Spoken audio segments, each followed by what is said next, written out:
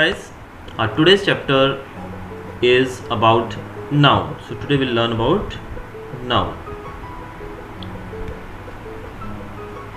Nouns can be either singular or plural in number. जैसे कि हम जानते हैं कि नाउन के बारे में, नाउन को अगर हिंदी में हम पूछें तो इसको संज्ञा कहा जाता है. संज्ञा मतलब नाउन. तो नाउन जो है वो सिंगुलर भी हो सकता है और प्लूरल भी हो सकता है. तो इसको हम दोनों तरीके से देख सकते हैं, singular also and as plural also. A noun is singular in number when it indicates only one person, object or thing. Noun होता क्या है वैसे? हमें पता है कि the name of a person, place or a thing is called a noun. उसी प्रकार जो नाउन है अगर उसको सिंगुलर हम कब कहेंगे? When it represents only one person, यानी वो एक चीज़ को रिप्रेजेंट कर रहे हैं कि एक पर्सन यानी कि कोई भी एक व्यक्ति को, या वन ऑब्जेक्ट या फिर वन थिंग. तो अगर ऐसा हो रहा है जहाँ पर वो एक ही चीज़ को इंडिकेट कर रहा है, then we call it a singular. For example a man, a book, a pen, an apple and a chair. ये सब जो चीज़ें हैं ये सब आपको एक चीज़ की तरफ इशारा कर रही हैं. So we can call it a singular noun.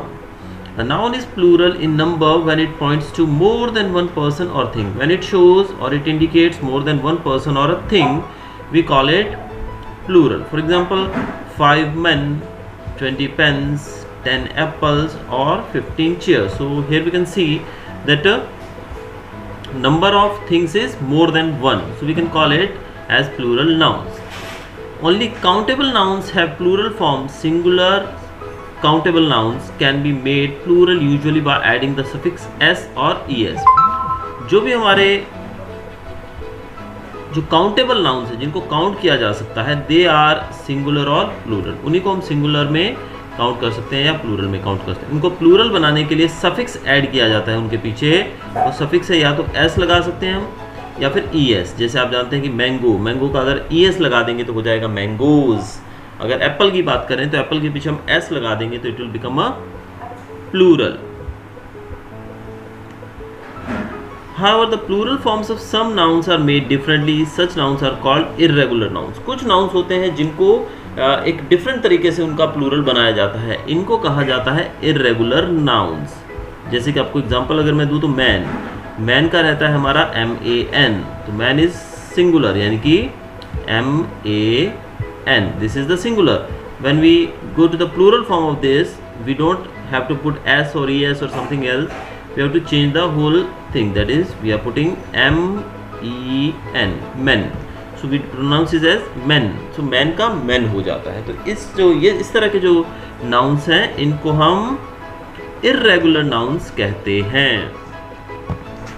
Now forming plural nouns. अब plural nouns कैसे फॉर्म होते हैं उसके बारे में हम लोग देखते हैं. How to form plural nouns.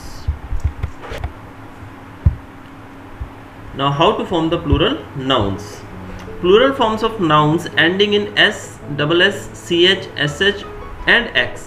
अगर जो हमारे nouns हैं अगर उनके पीछे यानी कि हम क्या क्या लगा सकते हैं, we can put these word. जैसे कि ये कुछ वर्ड्स दिए गए हैं यहाँ पर, S है, डबल S है, आप यहाँ पे देख सकते हैं, BOX बॉक्स, यहाँ पर X है जो कि हमने यहाँ पे देखा. Then here we can see the SH, then here it is S, then it is CH or even it is ending with E also, then double S, CH, P etc. इन सब जगहों पे हम क्या कर सकते हैं, इनमें से कोई भी वर्ड लगा के हम इसको प्लूरल फॉर्म में चेंज कर सकते हैं. जैसे कि बॉक्स के पीछे बॉक्सेस हो जाएगा, then ES, then again ES, then again ES, and here also in these all places we have put ES only. यानी कि ES लगाने से प्लूरल फॉर्म में आ जाएंगे. लेकिन लैंप्स जो है जैसे इसमें हमें S लगाना पड़ेगा. Then we can form a plural noun. इसकी कुछ और एग्जांपल्स हम देखते हैं. जैसे कि बैरी जो है, अब यहाँ पे हम लोग क्या करेंगे, IES, हमें यहाँ पर IES डालना पड़ेगा. All the above plural forms are made by adding s or es to the singular form of each noun. यहाँ पर हमने देखा कि s या es लगाया गया है. So singular form plus s और es will give a plural form. अगर हम singular form के साथ s या फिर es जोड़ देते हैं, जैसे कि यहाँ पर आप देख रहे हैं कि किस प्रकार से इसमें es लगाया गया है, यहाँ पर s लगाया गया है, तो इस प्रकार से हम इसको प्लूरल फॉर्म में चेंज कर सकते हैं. So we can make a plural form by adding s or es to the singular form, so it will become a plural form. तो इसके बाद हम चलते हैं आगे.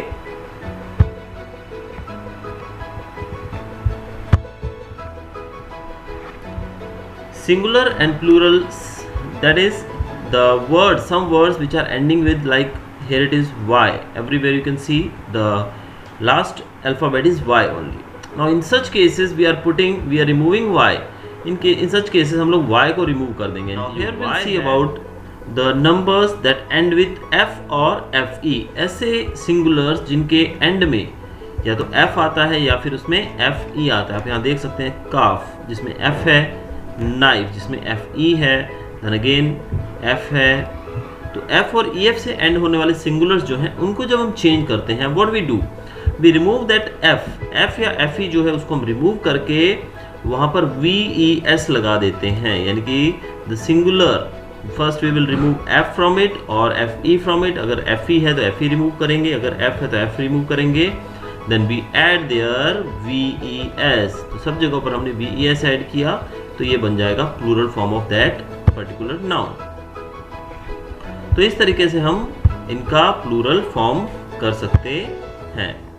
However, there are some words which end with f but don't follow the rule. कुछ ऐसे words भी हैं जो f से एंड होते हैं लेकिन वो इस रूल को फॉलो नहीं करते. यानी कि it is not compulsory everywhere that हम लोगों को उसमें f हटा के ves लगाना है. Everywhere this rule is not applicable. तो ऐसे केसेस में क्या होता है जहाँ पर f से एंड होते हैं लेकिन उसमें ves नहीं लगता है, तो उसमें क्या होता है, then it only we add here s only. वहाँ पर s ही ऐड किया जाए. जैसे कि चीफ, chief, चीफ.